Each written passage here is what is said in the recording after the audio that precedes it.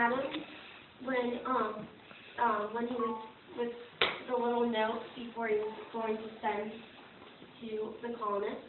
And this is also him in Liberty Hall writing the Declaration of Independence. Well, helping to write with Ben Franklin and George Washington. This is the most famous paragraph of the Declaration of Independence, and it's best known. And this was a signature before he died, like one of the last signature he literally wrote. And then, last but not least, this is the Declaration of Independence, which you can find on Wikipedia, different websites. And then this is the actual copy. Not the actual copy, but I mean, like if you went to Pennsylvania, well, if you went to Philadelphia, which is in Pennsylvania, the capital, and you go to a place called Liberty Hall, you can see the copies of the original copies of the Declaration of Independence. But this is what it would look like, and that's the signature on it. And Duckworth used to wear a wig like this, with a little bone to that. He was the second president of the United States. However, she's doing a course on geography, and she's going to explain what her course is about, and she's representing her class. Okay, I did a project of Israel, and for this class you have to use the brief. So, what briefing is all these things. So these are the things that you need to write. Capital city of Israel is Jerusalem.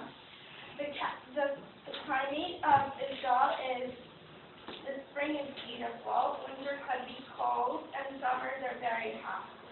The land use is they use the land for farming. Bodies of water in Israel are the Red Sea, the Jordan River, and the Mediterranean Sea. Land forms are caves, forests, hot springs, rivers, valleys, springs. The population is 7,500,000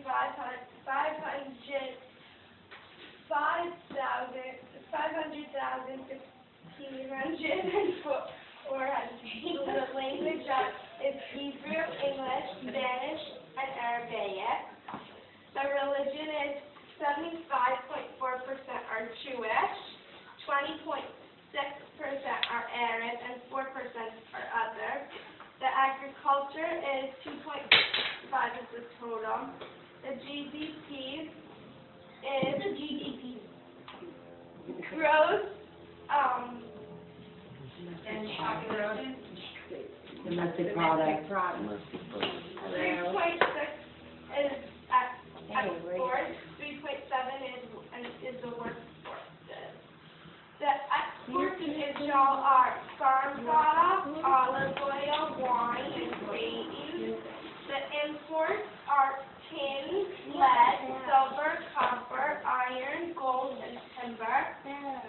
The total area is 20,700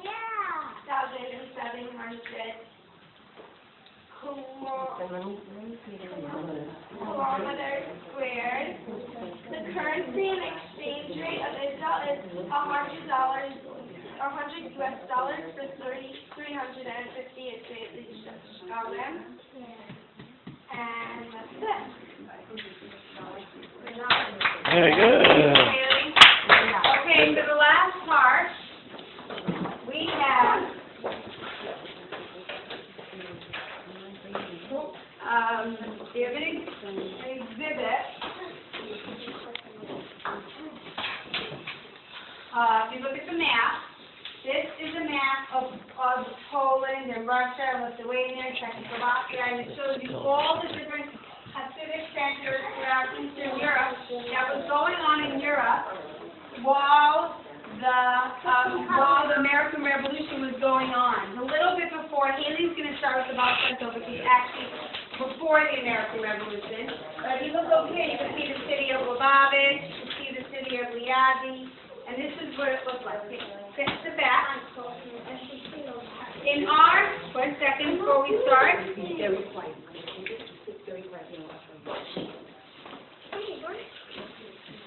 Okay.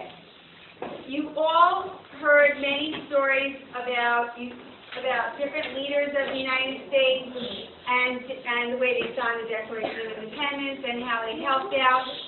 A lot of times, there are very special people, right? They might do wonderful things for the whole country, but in their own little lives, you don't see that same personality, right?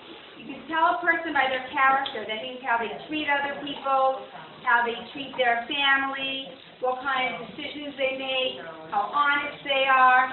And so what we did in our class was we took 5 different leaders and they made a little exhibit to tell you a story about something that happened in their life and what kind of person. You can tell a person by their actions what kind of person they were by these little stories, okay?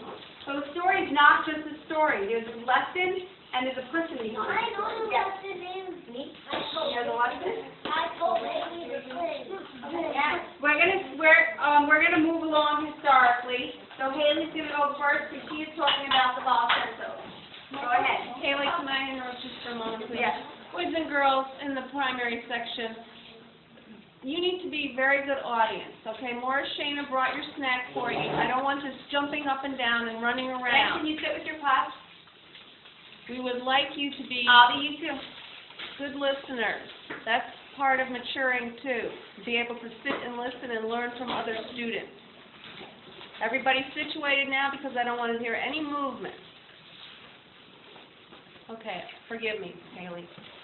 The Valsentos was born in 1698 and passed away in 1770. He was an orphan since he was 5. He seemed to be a simple man because he used to learn and daven in the forest. He loved simple people and the Yiddish. He brought a great amount of other people in every Jewish city. He was the founder of Hasidus. Just tell your story now. Everyone, just first time. Okay, this is a 3D diagram of the Valsentos used to go into the forest and learn by yourself. And once there was a man. Want to bring it down so they can see And it? there was another man in the forest, and he was very scared, and the man went, and the Valsentos said, "Don't be scared, only be afraid of Hashem." So I made a forest that the Valsentos putting had a tallis and tefillin and davening, and he also showed this man how to put on tefillin and wear a tallis and how to daven. Very good. Okay, so after the Valsentos came the Maggid. I'm just going according to this. And Kaya is going to talk to us about the Maggid of Mitzvah. My history project is on the Maggid of Mitzvah. The Maggid was born in 1704 in Lucas and passed away in 1772 in Hanningham. The Maggid was born 6 years after the Valsentos. The Maggid was very smart and loved to learn. The Maggid would go from city to city preaching and teaching, but his life changed when he met the Valsentos. Okay, I have 2 stories to tell you about the Maggid. You pick it up and show them. Well, could everybody move to the side a little bit? Yeah, you all move? Oh, anyway. One